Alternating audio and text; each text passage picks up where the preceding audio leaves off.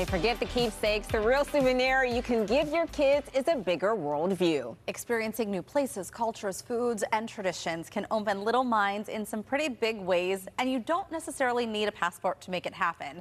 Journalist Meg St-Esprit is here to share how you can help expand your child's horizons, including right here in Pittsburgh. And I think that we often overlook that we can start here at home. I mean, this is a city that was built by immigrants. We have so many cultures. Right. And we've done a ton of that stuff right here. The Dragon Boat Festival. There's a Panda Festival this fall that's focusing on Asian food. There is so much here.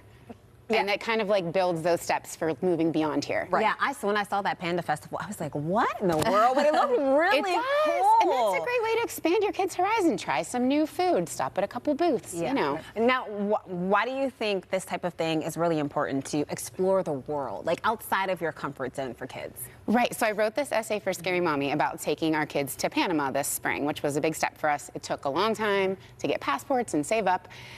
But I think right now we're raising kids in a world that feels really divided. It's a lot of us versus them. You think this, I think that. And it feels like for so many things, there's just two options. And I think when we get out there and see all of the things in the world and have our kids see them, it just shows them that there's a lot of gray. There's a lot of ways to live. There's a lot of ways to be happy. And I have just seen that impact my kids in so many positive ways. That's right. And so in addition to like taking that big trip, I know that you're also big on taking like one-tank trips with your family too, and exploring some different cities that are maybe closer by. We were just looking at some video. Was that the Vendor Bender? Vendor Bender in Squirrel Hill, Yes, and I think that was something that Boaz had featured early on in our Talk Pittsburgh days.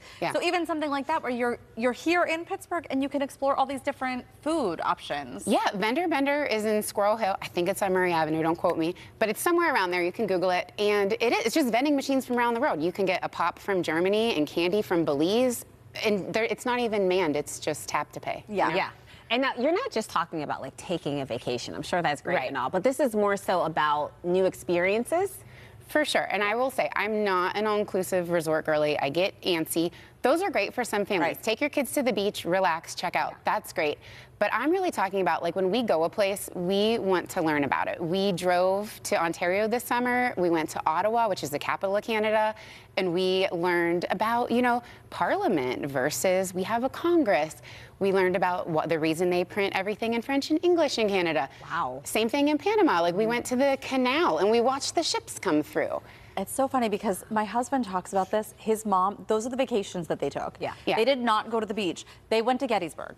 I love Gettysburg. But that's the thing. Those are the kind of trips. And us you know, too, us too. Now as adults, though, he's looking back and he's like, oh my gosh, maybe my mom was on to something by doing that. Because he's probably more rounded and has a lot of experiences. And again, I'm not saying don't take a beach trip. I love a beach trip. Right.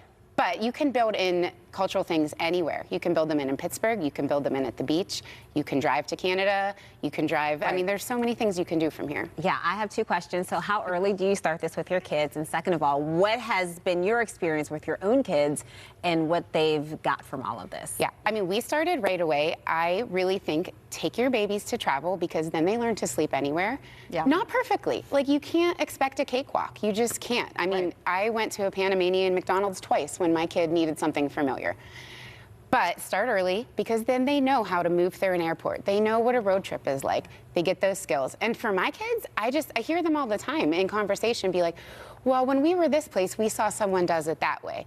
Or someone in another country might not care about this the way we care about it. Like, it creates critical thinking skills. They bring it up all the time. Wow, really fascinating. So good. Good stuff. And we have lots more places to go. We're not well traveled, but even if you can't get out of the country, people need to try it here. Find the places here too. Yes, you're a good mom. Meg, thank you. Thank you. Adopt me. Adopt me. We are full. Thank you. Yes, all right, we have a link to Meg's full article at kdka.com/talkpittsburgh.